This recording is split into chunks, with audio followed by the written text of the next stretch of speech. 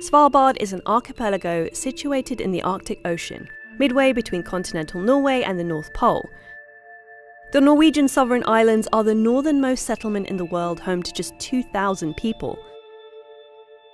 And aside from a small number of researchers and tourists hoping to spot a polar bear, few people know of this place. Yet Svalbard actually plays a pivotal role in ensuring humanity's continual survival. So why exactly is this place so important? It's because of this: the Svalbard Global Seed Vault, sometimes referred to as the Doomsday Vault.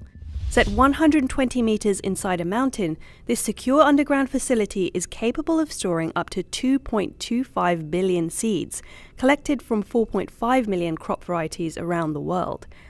Basically, what lies behind these metal doors is the ultimate insurance policy for the entire planet's food supply.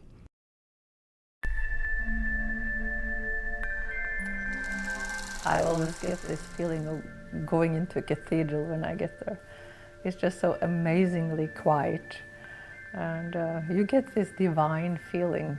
It's a history of agriculture in there, and it's potentially also the future of agriculture in there. So, to me, a very, very special place. That was Marie Hager, Executive Director of the Global Crop Diversity Trust, the organisation that manages the vault. Since it opened in 2008, the Trust has collected, catalogued and stored 860,000 seed samples deposited by gene banks from across the planet. Those are huge repositories that preserve genetic material. Russian seeds and Ukrainian seeds are literally on the same shelf. Yes, there are seeds from South Korea, from North Korea, well, basically from all over the world. The seeds sit in 3 cold storage rooms kept at a constant minus 18 degrees Celsius. The cool temperature ensures that the seeds remain viable for decades and in some cases thousands of years, just in case the gene banks who donated them ever need them again. And ultimately, that is one of the major reasons why the vault was set up in the first place. While there are around 1,700 gene banks in the world, these facilities can be vulnerable to things like political instability, natural disasters, and war. And if the seeds inside these banks become compromised, the loss can pose a significant threat to global food security.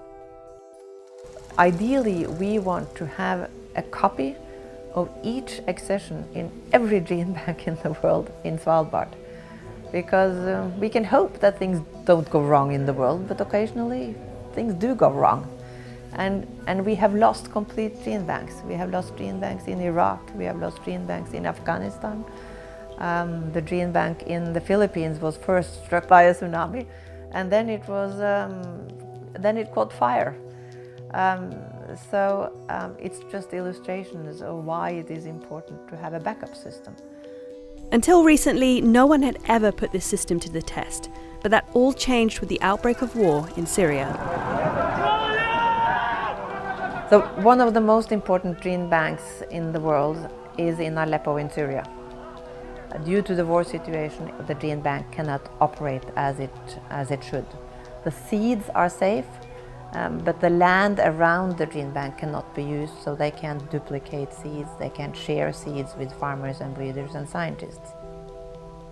The gene bank in Aleppo held ancient varieties of wheat and durum that dated back to the dawn of agriculture, some 10,000 years ago. Essentially, hundreds of crop varieties that had taken thousands of years to cultivate were at stake. Losing these crops would have proved devastating for global food security.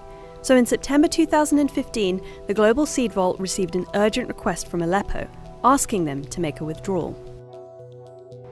And we have then been working with the gene bank in Aleppo for quite a few years now, and almost all of their collections are copied in Svalbard.